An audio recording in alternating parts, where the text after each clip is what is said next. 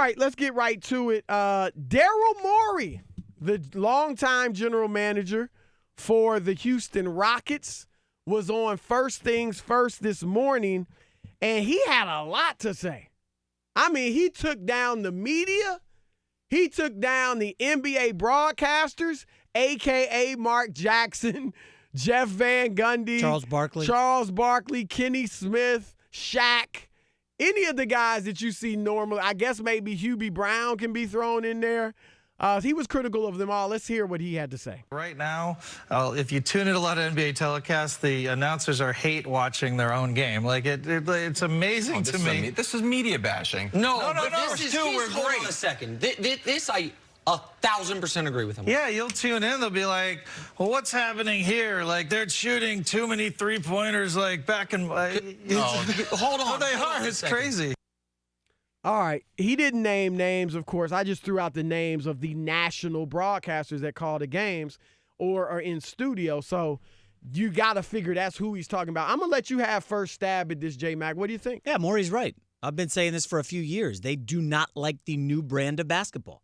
This is not quite old man yelling at a cloud, right, from The Simpsons, but this is one of those situations where Barkley hated on the Warriors, Chris, for years. They're a soft jump shooting team. Let's be fair. Barkley has been, since he started as a broadcaster, he's been critical of players' styles of play, all that. This isn't new. Because he grew up in the 80s and 90s when they were... Or it's just his personality, his style of broadcasting. Yeah, but you've got to adapt or die. You've got to change with the times. Yeah, and he's doing a bad job of it. This is not new. Really? And Morey's right. I think he wins Emmys. He wins Emmys not for his analysis. Eyeballs. He doesn't do it for his analysis because he's a shock jock. He's a funny guy. He's a comedian. He has great chemistry with Shaq and Kenny Smith. But his analysis is garbage. And I like Charles for Barkley. his analysis. Exactly. So he's winning Emmys because he's funny and a jovial 350-pound guy. But his analysis of the NBA is awful. And all these guys do is talk about the playoffs and the regular season doesn't matter. Morey is spot on, Broussard. When do players... If you want to say the regular season doesn't matter, blame load management. I love the fact that the Lakers and LeBron James and Anthony Davis are treating the regular season with respect. Yeah. It's the Clippers. Kawhi Leonard. It was that largely load management Kawhi. Fraud. Well, I'm not calling him a fraud, but his to Kawhi, it seems like it doesn't matter. And also, I will give Morey this. We in the media, not because we've belittled the regular season or said it's garbage or it's trash. What we've done in the media is made it all about rings. That's all it's really about. That's what we've done. We've said if you don't win the championship, if you're a certain caliber player and you don't win a title, your season was a failure. Your individual greatness doesn't matter. And that belittles the regular season. So I'll agree with him on that. I don't think anybody's sitting there saying the regular season is garbage and it doesn't matter. I mean, that's the problem. I just think it's a byproduct of us focusing so much on rings. So I'll give him that. But that's the problem, Chris. There's no urgency in the NBA. Times have changed since the 1980s between video games, Netflix, so many other options. You know, it's February. Am I going to spend my February nights watching the NBA? I mean, like, I love the NBA. I'll talk. We could do LeBron versus Giannis for 3 hours. I'll beat you up on that. But I'm not watching anyone else really in the NBA right now other than Zion, LeBron and the Lakers. I'll check out the Clippers, a handful of other teams. I'm sorry. Nobody was ever watching anything but a handful of other teams. Well, again, even in the 80s, the first NBA of all, you wasn't just on it. Right. And that's it what wasn't we've on done. For a reason. It's on 3 or 4 nights a week now. It's the same thing as college basketball. Oversaturation. Baseball. Oversaturation. That's what it is. If you put every single game on, people aren't going to be able to watch every single game, every single team. That's all it is. But my thing is this. Daryl Morey is wrong in, first of all, him talking about these legends. Because some of these guys are, Mark Jackson was a tremendous player. Jeff Van Gundy was a good coach, very good coach. He actually coached for Daryl Morey. Charles Barkley is one of the greatest players we've ever seen. Obviously, Shaq as well. And Daryl Morey steps up there and talks like he's some genius. He's been in Houston as the GM for He's been in Houston as the GM for 13 years. Has he even been to the finals? He ran into the greatest dynasty in NBA modern history. For 5 years. The Warriors, a 5-year run where they were the best team in the league. What about the other 8 years, Jason? Well, he wasn't great back then. There's no excuse. He just wasn't great. They didn't win a title. Here we go. You win a title or you're nothing. That's what you just said. My point he didn't is win that, a title. My point is that him coming up here talking like he's the major authority on the NBA and what's wrong with all the announcers and the media. He's been there 13 years, been to 2 conference finals, and nothing else. This is not the Memphis Grizzlies. This is not the Sacramento Kings. This is the Houston Rockets, and I know you're young, but the Houston Rockets have always been one of the better franchises in the NBA. They won 2 championships. When Jordan retired, been to 4 finals. They won 2 championships, been to 4 finals before Daryl Morey. So making them relevant that's nothing. They were relevant before Daryl Morey got there. It feels like you're moving the goalpost. So what are you saying? Daryl Morey's not allowed to offer media criticism? No, on I'm not announcers? saying that. I'm just saying that he's stepping up there like he's the major authority on the announcers. The announcers are fine. The announcers aren't killing the NBA. They're hate watching. You turn on one of these games. I love listening to Van Gundy, Mike Breen, and Mark Jackson. I love listening to Hugh B. Brown. No, he's not saying he doesn't like listening to them. He's sick of the hate watching if they operate. He's sick of it, he doesn't like it. Do you like it? You don't think they do a good job? I love the NBA. I watch a lot of the finals, obviously, a lot of the playoffs. But I'm telling you, I can't watch the NBA every night with these guys bashing the league. They don't like it. Because they're bashing. That's why you're not watching it? Or No. True or false? Do a lot of these announcers criticize the new analytic-based style of give me a layup or give me a 3? It should I don't be want the mid-range. criticized. It should be criticized. Why? Because it's taking away the mid-range game, which is it's acting like the mid-range game is irrelevant. And guess who's been the best player in the league the last few years? That's the wrong word, not irrelevant. Hold on. Who's been the best player in the league the last few years in your eyes? Let's see. Kevin Durant. He is a mid-range king. He's a three-point killer. The 2 biggest shots he hit in the last 3 years were three-pointers against the Cavs in the finals. Yes. He's more of a mid-range shooter than a three-point shooter. But he's a great three-point shooter, but he's a mid-range guy. Who won it last year?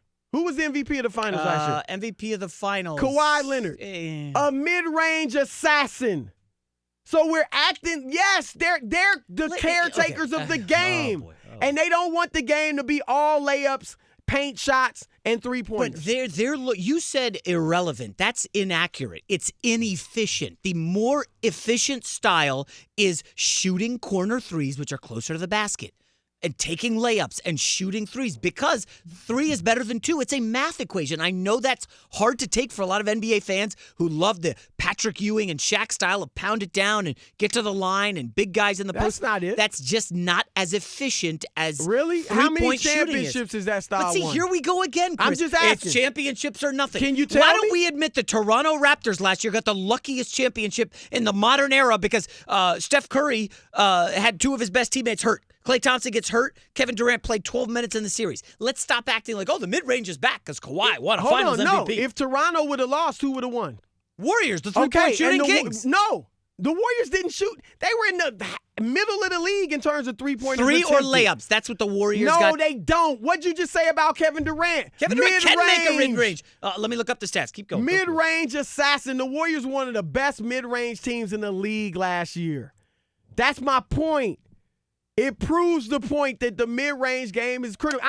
The mid-range game is critical. I don't dislike three-point. The Houston Rockets, Daryl Morey's team, they are either paint shots or three-pointers. Okay. And it's gotten them where?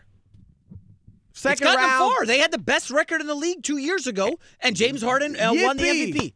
Here we go again. It's NBA championships or nothing. Chris, nobody's arguing. Why the mid-range they trade game. Chris Paul? So they can win a championship. Well, right? I think that was personally a mistake. We could get to that later in the show. But that's my point. They're trying to win a championship.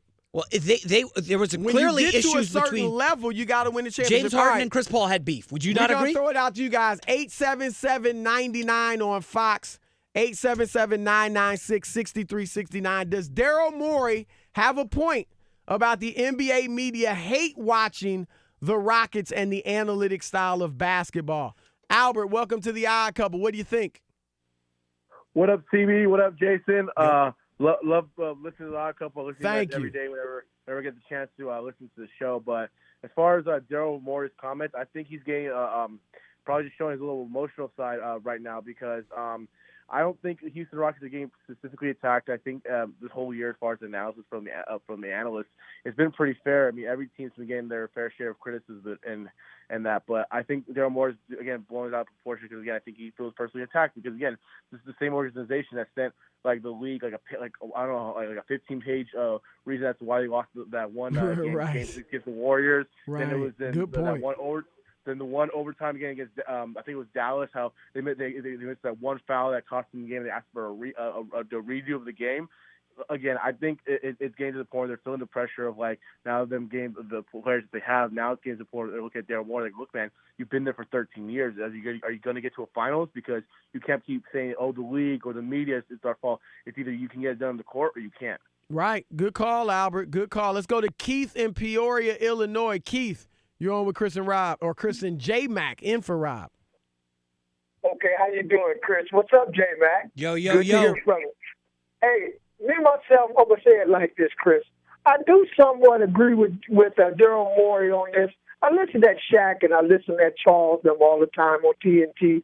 And although I'm 56 and I remember the game back in the day when it was bang here and bang there, and you know what I'm saying, Kareem and Shaq in the game doing their thing, the game has evolved.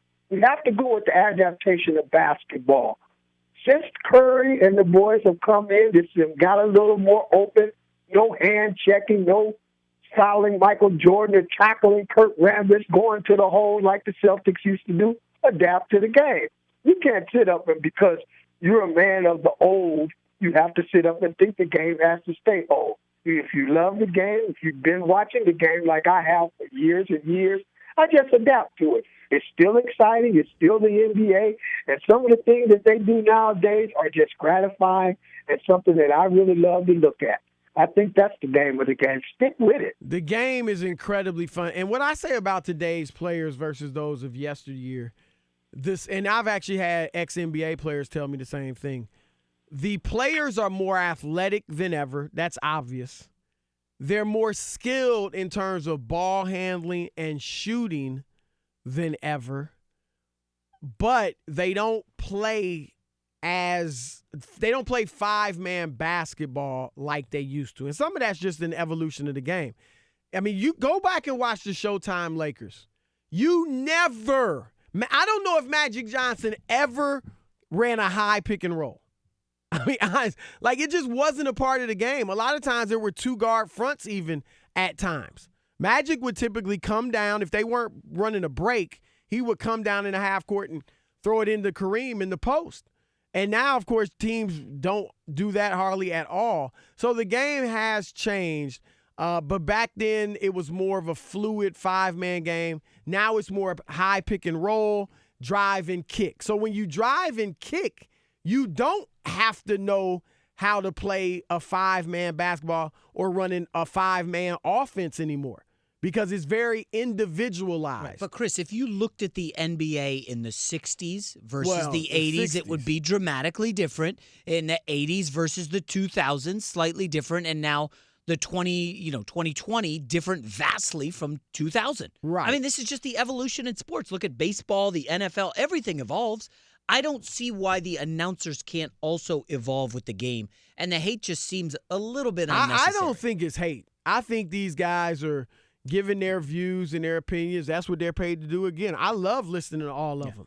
I think sometimes you can be off when you say they've got to throw it in the post more because they don't have to. You don't have to, yeah. That's not the game today. Let me add this. My favorite sports team to watch ever was the Showtime Lakers in the 80s. More than my New York Jets, who have sucked forever. More than anything else. More than the Jets? Yes. The Golden State Warriors, when they had KD, Curry, and Clay, that eclipsed the Showtime Warriors for me. I just thought that was the most beautiful game. The crisp passing, running great plays. But it wasn't all three-pointers. That's the thing. It was a heavy lot of mid-range. I mean, Curry and Clay set NBA records for They shot three-point threes. They had drive and kick. They had post play. And they had some post play. They had more so backdoor layups. A lot of cutting. Yeah, cutting. A lot of and backdoor cuts. Listen, and then also some mid-range It was games. beautiful basketball. It was a balance. It wasn't all threes. If you look at it, Golden State had the best or one of the best three-point percentages in the league, but they didn't take nearly as many threes as a lot of these teams do. Let's go to Marty in Kentucky. Marty, you on with Chris and J Mac. What's up, Chris? What's up, brother? How are you? I'm doing good, man. I'm not a big Daryl Morey fan.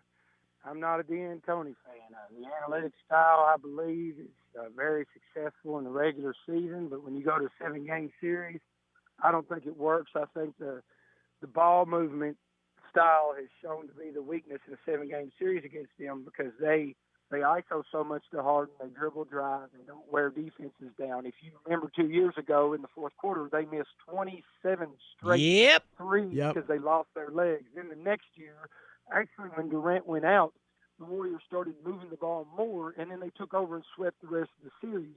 And then on top of that, this summer they make the trade.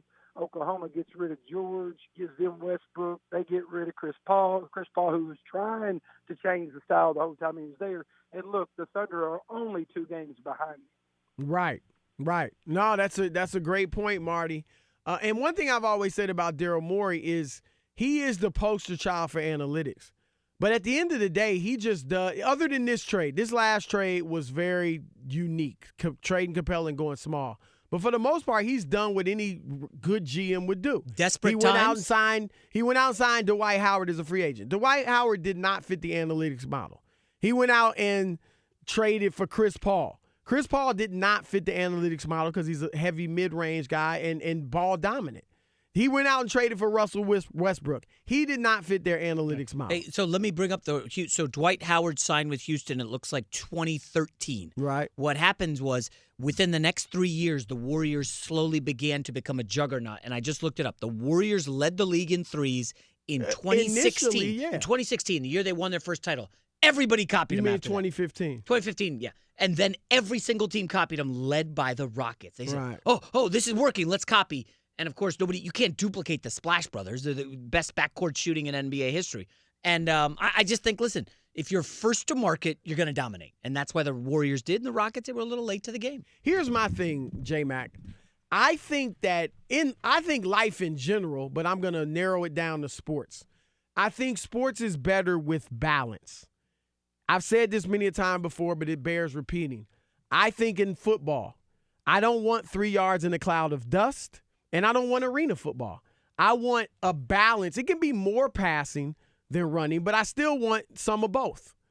I don't want a defensive battle where there's no scoring, and I don't want 65 to 61 either. I want a little bit of both. In baseball, I don't want all home runs and strikeouts.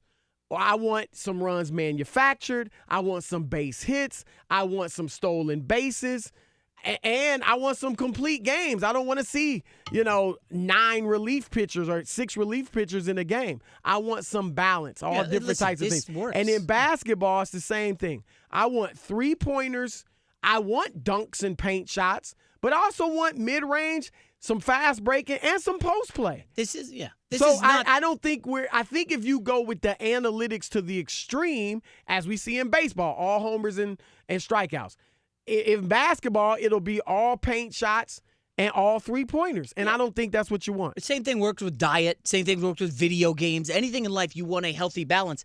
I believe the NBA has a healthy balance, Chris, of layups and dunks and 3-pointers. Now, that's not the balance. I said, what about mid-range and post play? Listen, as the game evolves, so that's not a balance. A 15-footer is not as efficient. Now, it depends who's shooting that know shot. How to play, if it's Kevin Durant or Kawhi Leonard, it is an efficient shot.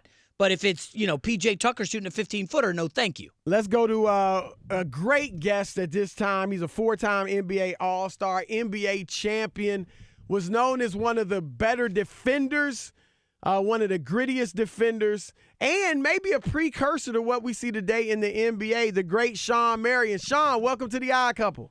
What's up, Chris and Jason? How y'all doing tonight? Man, it's great to have you on, brother. So let's get right to it. Today's NBA, they play really fast. They shoot a lot of threes. There's more small ball. Do you look back when you watch it and say, man, I have a lot to do with the way the game is played right now. I don't personally look at the game like that, but I think we started a trend, and it basically escalated to what the game is right now. You know what I'm saying? Going from basically positionless basketball to a certain degree. And with that being said, though, I think the talent level is a lot higher now, too, than back then, especially when it comes to the big guys. I think it was a time where it was the power forward was the most dominant position. The power forward and center was the most dominant position in the league. Now it's kind of like it's been guard heavy for the last guard dominant for the last six years now, at 6, least 7 years. Yeah. So it's all perimeter, more of a perimeter game now, dynamic game. And I wouldn't say all-star. You know who changed the evolution of the game? All fairness aside, y'all really know the game. Think about it. Who was the one person that evolutionized the game as far as big man being able to do a lot of things with the ball? Who was it? Well, I mean, that's a good. Some people even say Magic and Bird at 6'9", handling the ball a lot, were the initial big men to do that. They were, but they kind of was Dirk. They're generational guys Dirk. that was just unique and did something. No, I'm just talking about as far as a real. True. When you think of a big man, think about the big man. Dirk was one of the first 7-footers out there Rashard shooting. Lewis got the Dirk Nowitzki, Rashard Lewis, Rasheed shot a lot of threes. Who is it? Nope, they didn't put but they shot jump shots and stuff, but they didn't put the ball on the floor. Who you I'm got? talking about when you think about big men now, most of the big men now can bring the ball to the floor. Am I right? Yeah. Most, yes. Most Certainly of them. the Not best all of ones. them, but Certainly most the of them. best ones. Yeah, the really good ones can put the ball on the floor and bring the ball to the court. So when you think about that, Shaq was probably one of the biggest, first guys I've ever seen that. He actually could bring the ball to the floor. He could. He didn't do it, but he could. He was telling right. him to do it.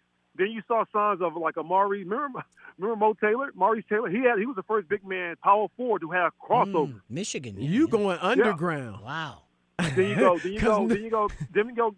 KG actually he put the ball on the floor, but he didn't put the ball on the floor like that. Tim Duncan handled it. They handled it when they needed to. Mm-hmm. But that was a trend. That was a thing that they kind of started the movement for, and it just evolutionized. It kept getting bigger, and then guys kept getting better and better.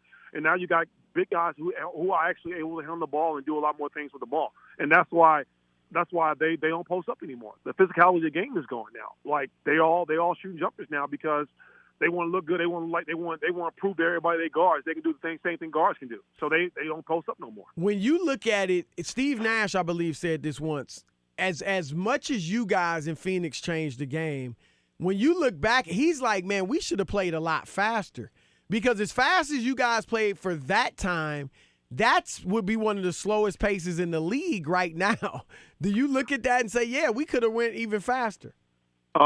Actually, with that being, we could have.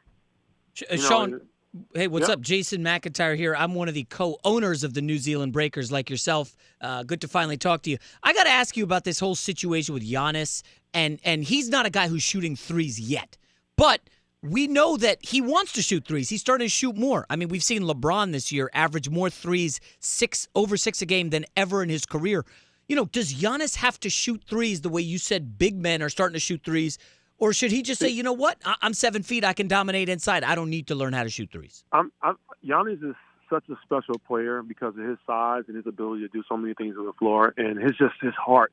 It's like it's very, you can't put a price. It's unmatched. His determination, his willpower is just like something you can't put a price on. I know him and James Harden been going back and forth this year. With some words in the past week. I'm not going to even get into that. I'm going to tell you why I think Giannis should do, just based off of just the game, where the game is right now.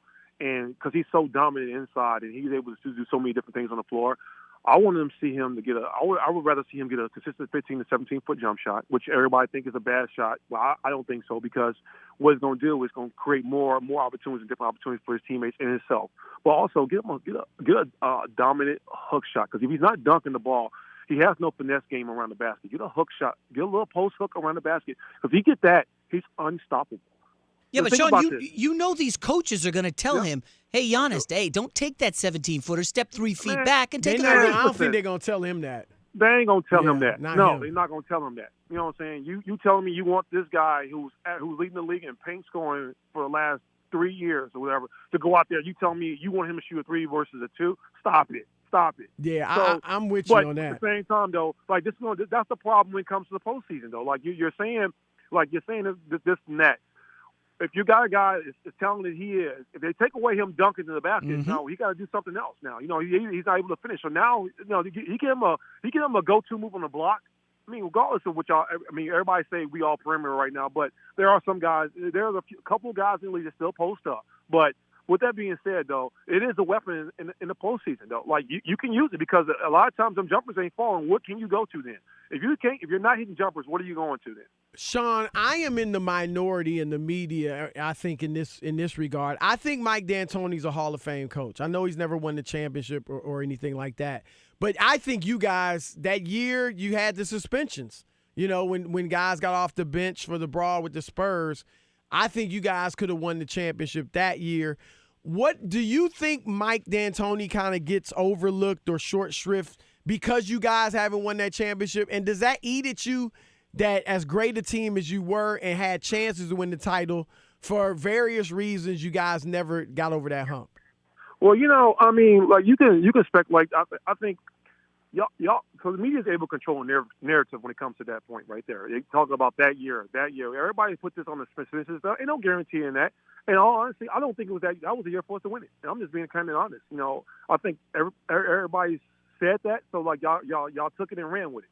So like that became the narrative that everybody posts out there. That's the year we should have won, a year because of the year suspension. So you saying that wasn't your best team? No, I don't think so. What was y'all best team? I think it was a great team, but I didn't feel that we could have won it that year. Wow. Yeah. So the Spurs were going to get y'all one way or the other. Well, the Spurs had our number to a certain degree. Well, I think we could have made adjustments and probably won this series. I think we could have beat the Spurs. I'm not saying we could have won all the way and won it, though. That's no guarantee in that. That's the one thing about the game itself, And I think after being on a championship team and understanding that feeling, that vibe, it's a different kind of feeling, And I would say that the feeling that we had when we won it in 2011 in Dallas, the feeling I had, that feeling. That's the same feeling I had when we lost to Dallas when they lost against Miami in the championship. That's the same year.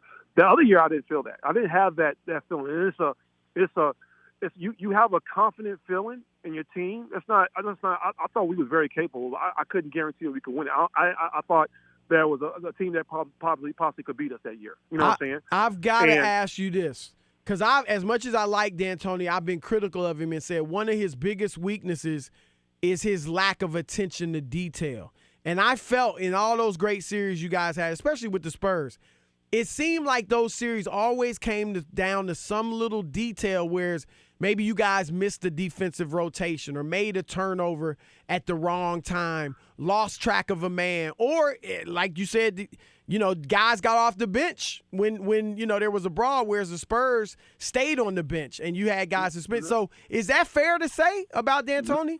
Well, so no, I'm gonna tell you like this, and this is the easiest it can, and it's 100% honest, exactly what came from the horse's mouth.